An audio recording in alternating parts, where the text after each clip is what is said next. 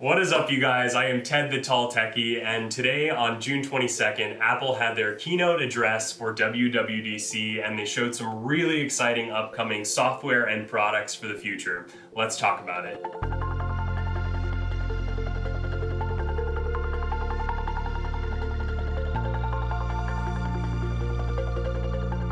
So at the Apple event, WWDC, the first thing that they spent the majority of their time talking about was iOS 14, which I think had some really exciting features coming to our iPhones, and the first of which was actually the app library. So now you're able to take apps that you don't necessarily want cluttering up your front several pages, and they're automatically stored separately in groups outside of your front pages. So if you don't want to have 75 pages of applications, you're able to go and just have one page of apps and have the rest go into a storage section. So say for instance you have a bunch of Apple Arcade games that you have downloaded.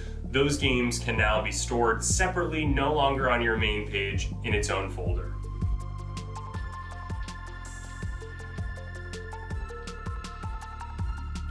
The next feature that's coming to iPhone and iOS 14 that I thought was the most exciting was the fact that you could now have small notification banners come up for when you are receiving a call or a FaceTime or a Skype or anything like that, because you are now no longer obligated to have your full screen filled up or interrupt what you're doing in order to take a call or change applications. In the same vein, they are adding picture-in-picture video. So say for instance you're watching something on YouTube or Netflix or anything like that, you are able to now seamlessly switch in between apps or put the video call that you're on or any sort of video application to the side and are able to continue what you're doing, taking notes, listening to a podcast. You're able to use the video within multiple applications, which I think is a really exciting feature that they're finally adding.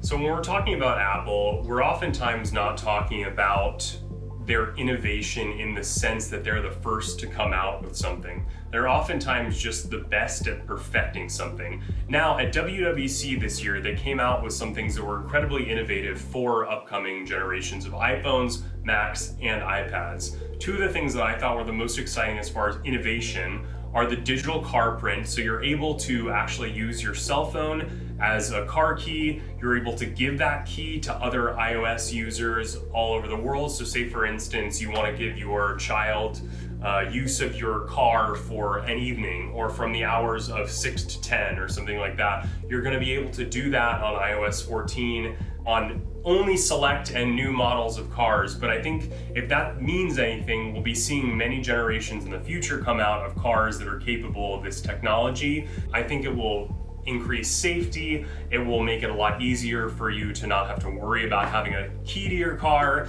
It will dwindle down the amount of stuff that we have to carry in our pockets or in our purses, which I think is greatly appreciated by all. The other innovative thing that I think that Apple did at the event, they revealed this new feature called Apple Clips, which actually allows you to download a very small portion of an application in order to complete a transaction very quickly or be able to move through your day without downloading a full application. So for instance, if I'm in downtown Chicago or downtown LA and there's a parking application there that I don't have, I can scan the NFC code, it'll pull up the application, pay the parking ticket, and you don't actually have to end up downloading the full application in order to give them your information, because you can either use Apple Pay or sign in with Apple.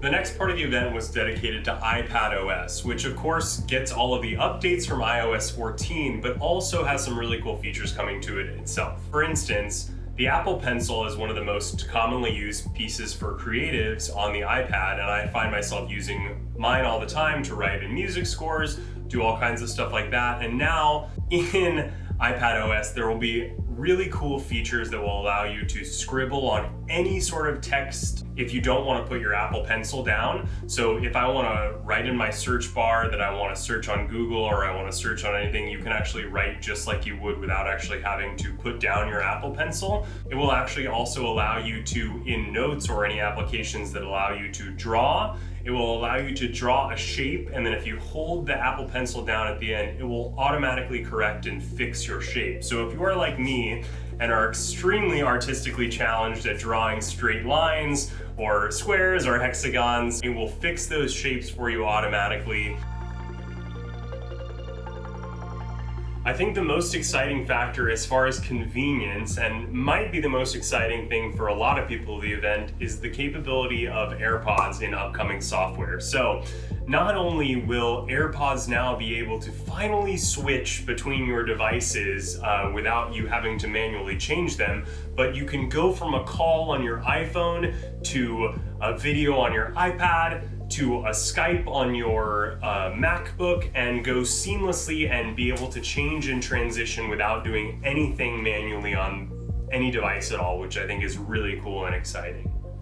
The only other thing that Apple really talked about at the keynote regarding AirPods was that the AirPod Pros would now have the capability to do object-based surround sound simulated through software. Now, we've seen in a lot of other technology products, including a lot of different sound bars in the past, that have tried to do this kind of simulated Atmos or object-based surround sound into headphones. I think it's cool that they're trying to integrate things that are home theater related into Apple products. However, I will reserve judgment to see what it holds.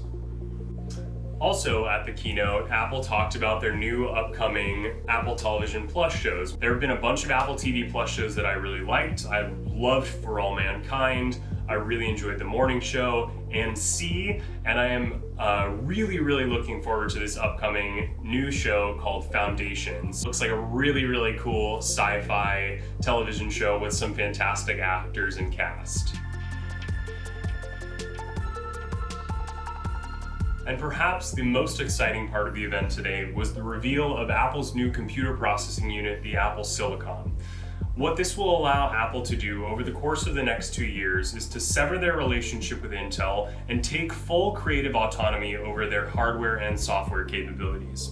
What we've seen is that Apple is so good at using optimization between their software and hardware that they're able to create a sense of a true ecosystem and have seamless congruency throughout all of their devices.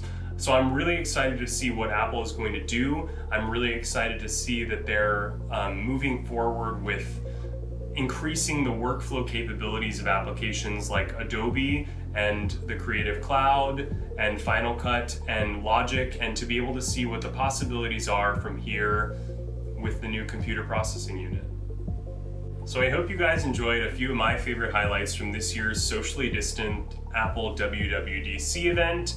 And if there was anything you guys thought was more interesting or felt like we left out in the video, please leave a comment in the section below. We'd also really appreciate it if you guys would like, subscribe, and smash that notification bell to get all the content coming down the pipeline in the future. Thank you guys so much for watching. See you in the next one.